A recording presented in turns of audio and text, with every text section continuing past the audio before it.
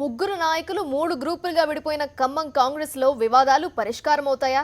ఢిల్లీ పంచాయతీలో పరిస్థితి మారుతుందా? ఖమ్మం పంచాయతీని దిగ్విజయ్ సింగ్ పరిష్కరించగలరా?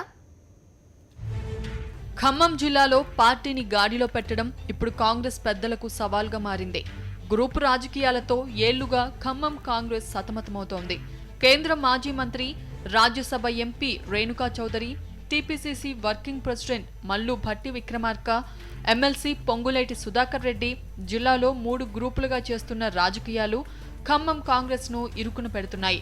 ఖమ్మం జిల్లా నుంచి ఇప్పుడు కొత్తగా భద్రాద్రి కొత్తగూడెం జిల్లా ఏర్పడింది. ఈ 2 జిల్లాలకు పార్టీ అధ్యక్షులు, డీసీసీల కార్యవర్గ కూర్పు, మండల కాంగ్రెస్ అధ్యక్షుల నియామకాలపై 3 గ్రూపుల మధ్య సమన్వయం, సఖ్యత లోపించాయి. ఈ గ్రూపుల మధ్య సమన్వయాన్ని సాధించడంలో టీపీసీసీ చీఫ్ ఉత్తమ్ కుమార్ రెడ్డి విఫలమవడంతో పంచాయతీ హైకమాండ్ కు చేరింది. ఈ నెల 14న ఢిల్లీలోని తన ఛాంబర్లో జరిగే మీటింగ్ కు హాజరు కావాల్సిందిగా పాత ఖమ్మం జిల్లా కాంగ్రెస్ రాజకీయాలతో సంబంధమున్న సీనియర్ నేతలందరినీ పార్టీ రాష్ట్ర వ్యవహారాల ఇన్ఛార్జి దిగ్విజయ్ సింగ్ ఆదేశించారు.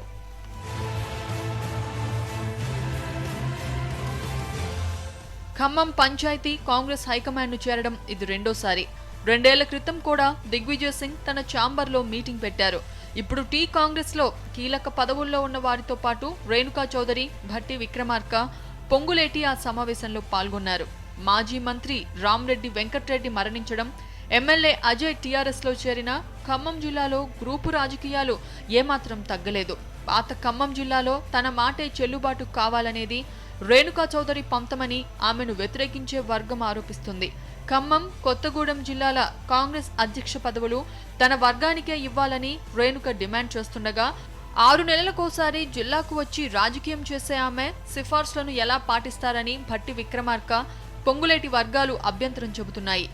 హైకమాండ్ దగ్గర తనకున్న పలుకుబడితోనే రేణుక ఖమ్మం జిల్లా పంచాయతీని ఢిల్లీ తీసుకెళ్లారని కాంగ్రెస్ నేతలంటున్నారు. దిగ్విజయ్ సింగ్ ఇప్పటికైనా కఠినంగా వ్యవహరించి సీనియర్ల మధ్య సమన్వయాన్ని సాధించకుంటే ఖమ్మంలో హస్తం పార్టీ మరింత కుదేలవుతుందని పార్టీ నేతలు ఆందోళన చెందుతున్నారు. Sunil, special correspondent.